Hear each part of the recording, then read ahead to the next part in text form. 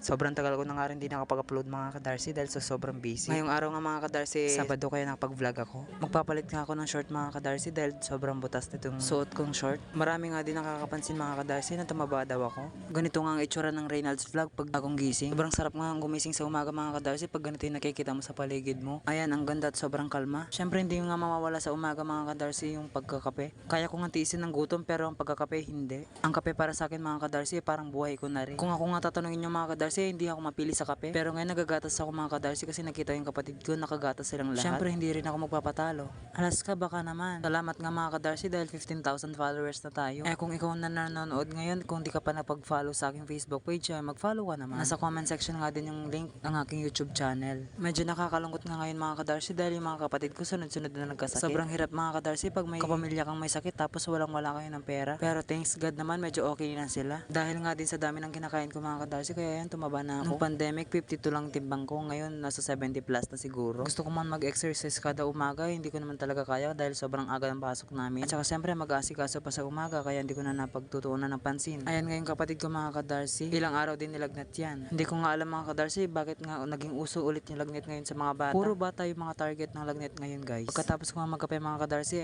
inutusan ako ni mama na buhatin ko daw yung damit na nasa tray kasi maglalaba daw siya ngayong araw. Kung nakikita nyo nga mga ka-Darcy, marami na yan. Pero marami pa kaming marumi na damit. Nasa 4 na tray pa yata. Isang tray nga lang yung nilalaban niya ngayon mga ka-Darcy pero hindi pa rin natapos. Habang inaayos ko yung nilalaban ni mama, nakita ko yung aking pusa. Hindi ko nga alam mga ka-Darcy bakit ganito na yung itsura niya ngayon. Parang may sugat na yung kanyang mukha. Gaya nga sa mga sinabi ko nung nakaraang kong vlog mga ka-Darcy, kada Sabado nagwawalis kami dito sa aming plaza. Parang ito lang ang nagiging exercise kong mga ka-Darcy kada Sabado, ang pagwawalis. Nakakapagtaka nga mga ka-Darcy habang nagwawalis kami, padami na padami ang tao dito. Nga ang palagi kong kasama nagwawalis mga ka-Darcy, ayan si Vien. Shoutout sa'yo. Pagka-uwi ko nga ng bahay mga ka-Darcy, nagpapatimpla din ng kape ang aking mama habang naglalaba siya. So today guys, I'm gonna make my mom coffee kasi gusto niya daw. Ito ang gusto ni mother. Nescafe, baka naman. Bakit? 15,000? Nakatawa yun. Bakit? Gumagal ko rin yung kapatid ko. Wala mo, hindi ka support sa akin, Ben? Hey, mag 100 subscribers na tayo sa YouTube. Nasa comment daw, nasa comment section ng link ng YouTube channel ko. Pangalan niya lang din naman din, Reynolds Vlog lang din, hindi mo siya mahirap. Hanapin kasi may mga kamukha din akong pangalan sa YouTube. Kaya pinutin nyo na lang yung link ka nasa baba. You betrayed me. Mano, inom ng gabi ni Bella. Ma! Di naman masyado mapait yung tinimpla kong kape. Wait lang, bibigyan lang natin kay mother, naglalabas siya.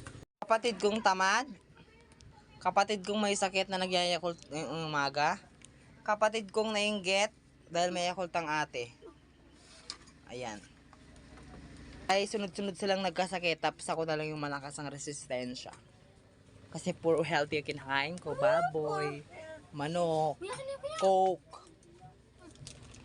Magbablog ako. Healthy pa yung coke? Oo, healthy ang coke. Bakit? Healthy naman talaga ang coke.